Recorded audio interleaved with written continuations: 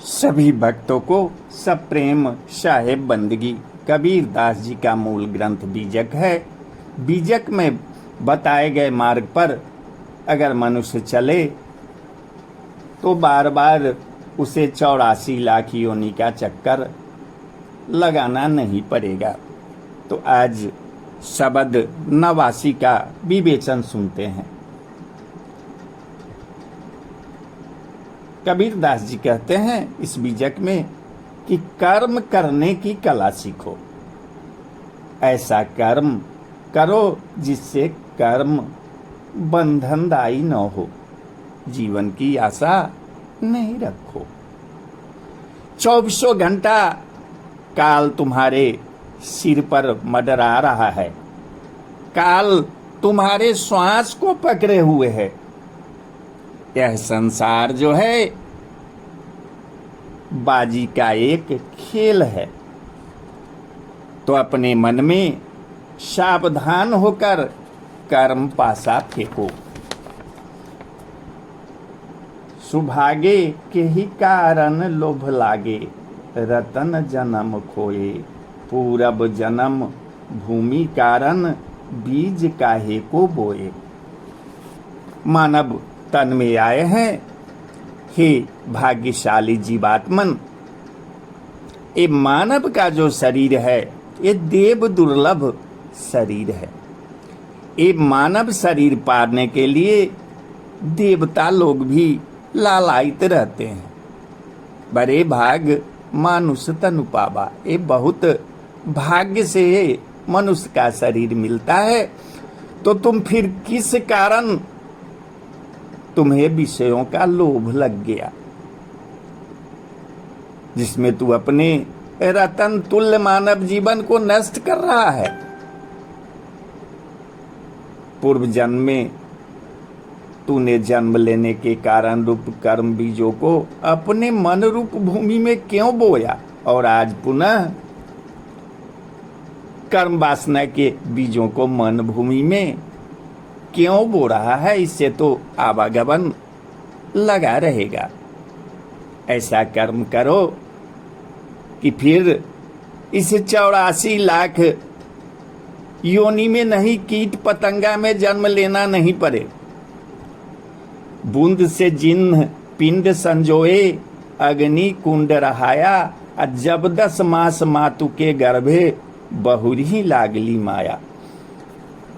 तुम्हारे ही पूर्व का जो अर्जित संस्कार है उसी के कारण तुम्हारे शरीर को माता पिता के रज वृष से सुरक्षित किया और माता के गर्भ की जठराग्नि में रखा।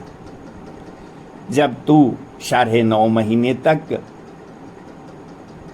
माता के गर्भ की जठराग्नि में पकता रहा और जब तुमने बाहर आ गया तो पुनः इसी माया की आसक्ति में लग गया। कहने का तात्पर्य है कि शरीर की निर्मिति का कारण अहंकार और ममता पूर्वक किया गया कर्म है।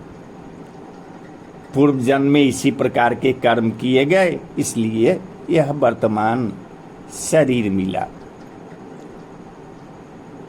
आज पुनः अहंकार मोह से ग्रसित हो कर्म करके दुखदाई पुनर्जन्म के बीज बोए जा रहे हो। अभी भी कुछ नहीं बिगड़ा है। आशा तृष्णा माया मोह को त्यागो और परमात्मा में नेह लगा लो, ताकि तुम्हें फिर 84 लाख योनि का चक्कर लगाना नहीं पड़े। कर्म बंधन से मुक्त होने के लिए योगस्थ आत्मस्थ होकर कर्म करो। संसार की आसक्ति त्याग कर सुख भोग की कामना से मुक्त होकर केवल कर्तव्य पूर्ति या परमात्मा भगवान की प्रसन्नता के लिए कर्म करो, जिससे भगवान प्रसन्न रहे। गुलाम बनकर नहीं, प्रत्युत बादशाह बनकर जीवन व्यवहार का यथोचित संचालन करो। बारहुते फूनी वृद्ध हुआ, होनहार सो हुआ। जब जम अइहें बांधी चलइहें, नैन भरी भरी रोया। जब मानव जोनी में आया है तो लड़कपन खेल में खोया, जवानी नींद भर सोया, बुढ़ापा बैठ के रोया। यही किस्सा पुराना है, सजन रे झूठ मत बोलो, खुदा के पास जाना है। तो बालक से तुम फिर चौथेपन में वृद्ध हो गया, चौथापन तेरा आ गया। जो होनी रही सो हुई, परंतु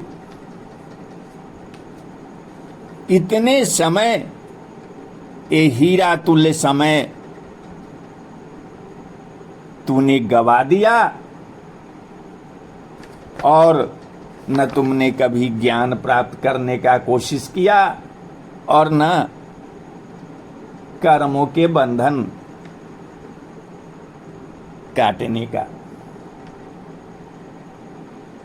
तब जब वृद्धावस्था होगा, जब तेरे प्राण छूटेंगे, तब क्या होगा? जब यमराज आएगा और तुझे बांधकर अन्य योनियों में ले चलेगा, तब तू नैन भर भर कर रोएगा। तो अभी से ही कोई उपाय कर लो, राम से नेह लगा लो, अपने राम को पहचानो, तेरा उद्धार हो जाएगा। नहीं तो फिर आजकल करते करते बालक से तू युवावस्था में आया, युवावस्था से अब वृद्धावस्था में आ गया। अभी भी तुझे ज्ञान प्राप्त नहीं हो रहा है, हमें क्या करना चाहिए, क्या नहीं करना चाहिए, इसका भी तुम्हें ज्ञान नहीं हुआ। तो अब तो मरने के समय आ गया। अब तो तुम्हें यमराज बांधकर कीट पतंगा में जन्म देगा और तुम्हें घसीटते हुए नरक में ले जाएगा, तुझे मोक्ष नहीं प्राप्त होगा। अब भी तू प्रभु से भजन कर और अपने को आवागमन से मुक्त कर ले। जीवन को जनी आशा राखो, काल धरे है सासा, अब बाजी है संसार कबीरा, चित चेती डारो पासा। जीवन की आशा मत रखो, ये कब छूट जाएगा इसका कोई ठिकाना नहीं है। काल तुम्हारे सर पर 24 घंटे मंडरा रहा है, काल तुम्हारे श्वासों को पकड़े हुए है। कबीर साहब जी कहते हैं कि यह संसार जो है वो बाजी का एक खेल है। चित्त में सावधान होकर कर्म पासा फेंको। कबीरदास जी इस शब्द के माध्यम से मानव को सचेत करते हुए कहते हैं कि कर्म करने की कला सीखो, जिससे कर्म जो है वो बंधनदायी न हो। ऐसे कर्म करो कि पुनः तुम्हें